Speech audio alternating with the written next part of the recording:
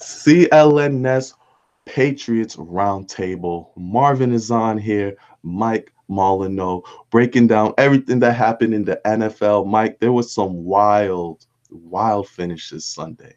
It's a lot of overtimes, a lot of questionable calls too. Let's stick with the Colts here. All right, Colts versus Texans. A division battle, of course. These are important games, Mike. You want to get every game against your division rivals. Absolutely at must. So, as you could tell, most divisional games goes down to the wire. Overtime. Colts have the ball on their 45, I believe. They have the ball on their 45. It is 4th and 4. They have a chance to punt the ball away, and the game will probably end in a tie. No one likes a tie, but at least it's not an L. They go for it. They go for it on 4th down, Mike. Andrew Luck couldn't complete the pass. Houston Texans get the ball. Move it down like 10 yards. Kick it. Good night. Houston Texans win. So instead of a tie now, you end it off with a loss. Listen, I'm not a fan of the tie. This doesn't make sense to me. And it's weird how many times this tie thing is starting to become a topic in the NFL this year. But my goodness, you don't want to take an L as well, right, Mike? I mean, you don't want to L. I really think that the NFL after the season has to straight get rid of this whole tie factor. This is a sport similar to baseball, similar to basketball, other sports. You play the game till it's done. Play the game till a winner. Basketball, there's games that have sometimes 3. Sometimes even 4 overtime sometimes. Right. Baseball, they'll go to the 11, 12, 14, 15. They'll go play as many innings as there need to be until the game ends. And eventually comes to an end. Sometimes it takes very long, but it definitely comes to an end. And I feel like, NFL, every team is that 30, 40-yard pass just to put your kicker in field position to win a game. So, they need to get rid of this whole tie factor, and next team that score wins, or if they don't score, it's just going to end in a tie. I think it's baloney. I think it's bull.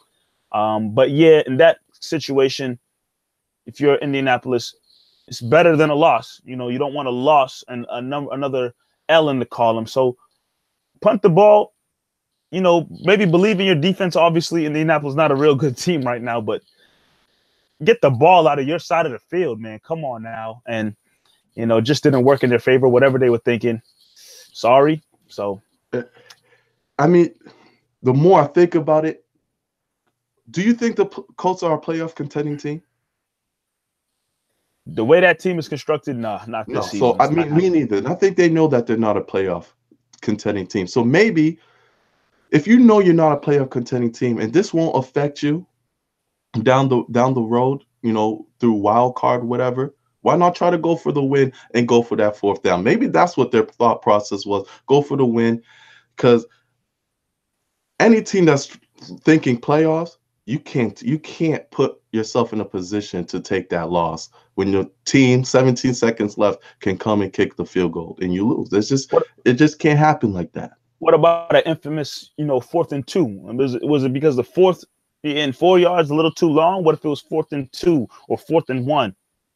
I don't know what you're talking about with that 4th and 2. Come on, Mike. What are you saying right now? What are we doing? What are we doing right now?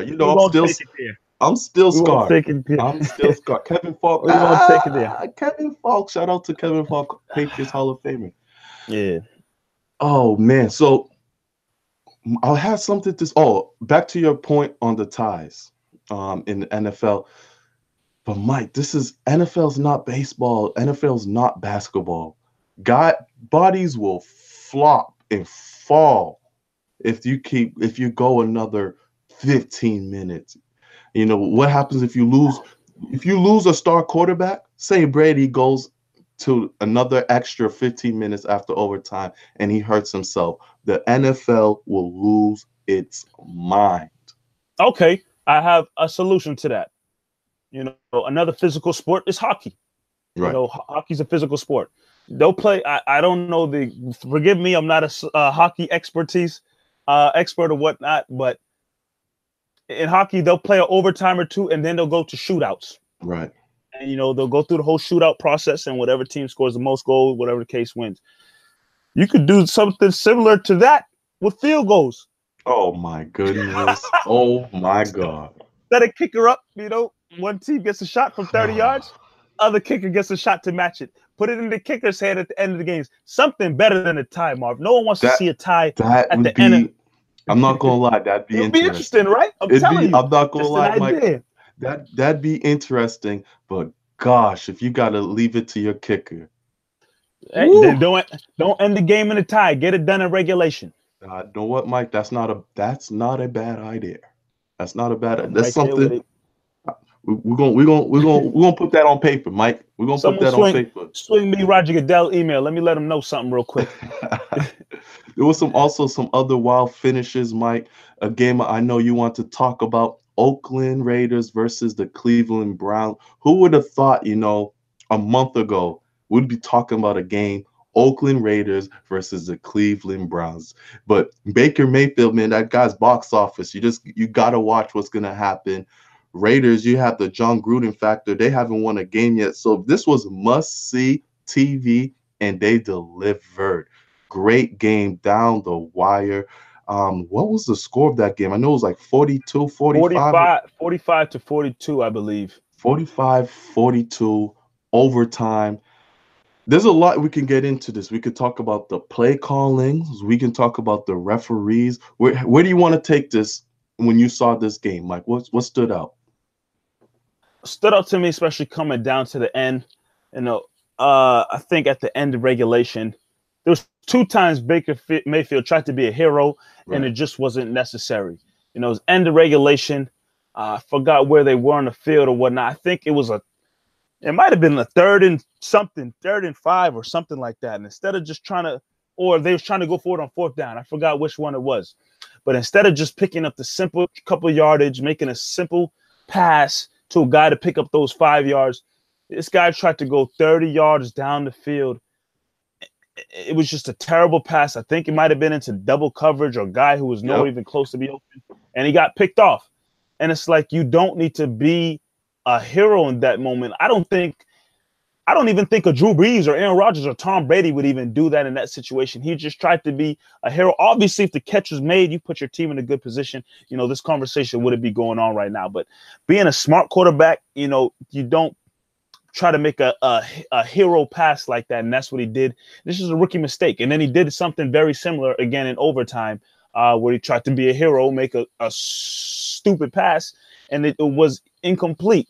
So I really like Baker Mayfield. I'm a huge fan of him. I love his style of play. I love his swagger. I love, the intensity he brings and just the fun attitude he has on the sidelines and whatnot with the guys.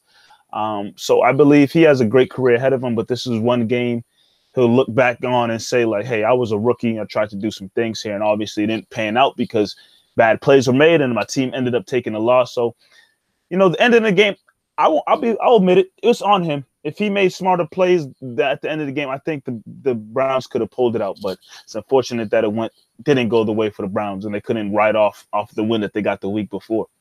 Cleveland Browns, man, they always, always, always, always. I know they finally got their win, but they always find a way to lose. Hey, man, my That daddy said it best. Dumb team, always find a way to lose. Shout out they, to my dad for that. they always find a way to lose, Mike. This was a game they had. Oakland scored really quickly and forced Cleveland to make a drive. And Baker Mayfield was moving them down the field. You saw some Baker magic there. And then he got too happy, like you said, and tried to be the hero, throwing it down the field to Callaway, and it got intercepted. I'm a fan of him too, Mike. I think Mayfield's going to be something special. You can see that he's very accurate. He puts a lot of zing in that football, so which caused a lot of drops for their wide receivers too, which didn't help them. But very entertaining game. But I want to talk about on the other side of the field, Oakland Raiders. My goodness, it took you to face the Cleveland Browns to finally get your win. And Jon Gruden, if they didn't pay this guy 10 years, $10 million a year, which is I don't know if he's lost his team. I don't know what it is, but they do not look good. They have no defense whatsoever. If they had Khalil Mack, maybe True. you saw what he can do when he's in the game. He changed the whole Chicago defense culture. It's just Oakland Raiders are in trouble. There obviously won't be a playoff team. They paid Derek Carr a bunch of money to be the next Aaron Rodgers. He's questionable. He's a very questionable quarterback right now.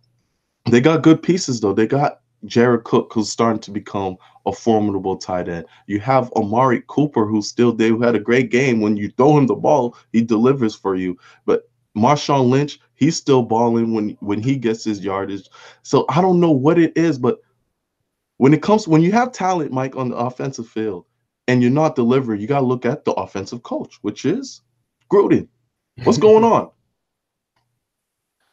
It's questionable. I don't feel like their offense. I mean, I think Derek Carr is a solid quarterback. He had one good. He was, I think, 2 years ago. He's having a solid season. I'm talking maybe like MVP level, and then he broke his leg or something like that.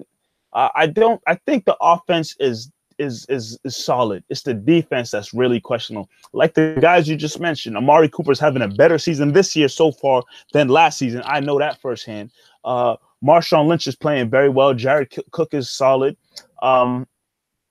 Jordy Nelson is actually playing pretty well for those guys. So I don't think necessarily it's an offensive problem. I really think on the defensive side of the ball, they just don't have any really, playmakers over there. And losing a guy like Khalil Mack for whatever the reason, I don't think we'll ever fully know, why Oakland didn't want to keep him around for whatever the case may be. But it's the defensive side of things. Don't get me wrong. Baker Mayfield, I think he's going to be special, solid quarterback, but there's no way you should let the Cleveland Browns come put 40 points up on you at home, in Oakland. At home, that's concerning. But they finally got the monkey off their back. They got their one win. Gruden finally got a win. So let's see where Oakland goes from there. Mike, one last game I want to touch on before we get out of here. The defending champs, Philadelphia Eagles, lost to the Tennessee Titans in overtime. Mariota, he came back from his elbow injury, had a pretty good game, threw for 340 yards, 2 touchdowns. Carson Wentz, he's coming back from injury as well. He threw for 340 yards, 2 touchdowns. It was like a mini shootout going into the end of the game here, but Tennessee came out on top. Now Eagles fall to 2-2. The NFL's been weird this year, Mike. Teams that are supposed to win aren't winning. You saw what happened to the Minnesota Vikings. They lost in their trap game against the Bills. It's looking like it's going to be a tougher road for the Philadelphia Eagles than we thought. Yeah, obviously, not having Carson Wentz out there to start the season, is not something they probably, people out from outside looking in, imagine happening. But it's, for the most part, it's pretty much the same team as last year. I don't think they lost too many key guys. I mean, Alshon Jeffrey also wasn't out there to start the year. But for the most part, the same team's coming back. And, kind of similar to the Patriots, they've had a couple early season struggles. But I do feel like now that Carson Wentz is back, yes, they lost yesterday to the Tennessee Titans. I do feel like, as the games continue to roll around, he'll get his groove back. And still make things happen. He still has some solid weapons out there. Jeffrey's back. Ertz is a beast. Aguilar's out there. I think Philly will put it together and still be one of the top teams in the NFC for sure when it comes down to it. Yeah, NFL has been wild so far. I'm enjoying every single minute of it. So many overtimes. Now you got quarterbacks like Fitzpatrick throwing for 500 yards. Speaking of Fitzpatrick, Fitzmagic is finally gone, Mike. It's Jameis Winston's season after their bye week. Fitzpatrick is no more. Fitzpatrick magic, Fitzmagic, whatever it's called, it's no more. Jameis Winston has come back. Magic is just an illusion. I'm telling you, man, that stuff went up in smoke real quick. Sorry, Fitzpatrick, back to the bench for you. And yeah, now it's Jameis time for sure over there. Definitely. So many storylines going into this NFL season, but we'll hold it down every week. I'm Marvin Ezhan. That is Mike Nice. This is the Patriots Roundtable. You could check us out once again at the Patriots postgame show live after every single game. Just go on YouTube, chat it up with us. Let's break down this game together. Mike, any last words? Nope, I think you said it all. Going to be a solid season with a lot of Patriots coverage coming from CLNS Media Network. Check us out. We're everywhere: Twitter, YouTube, Facebook, social media. You know, CLNS is popping everywhere. Check us out. Definitely, no doubt. So everyone have a great day. See y'all next week.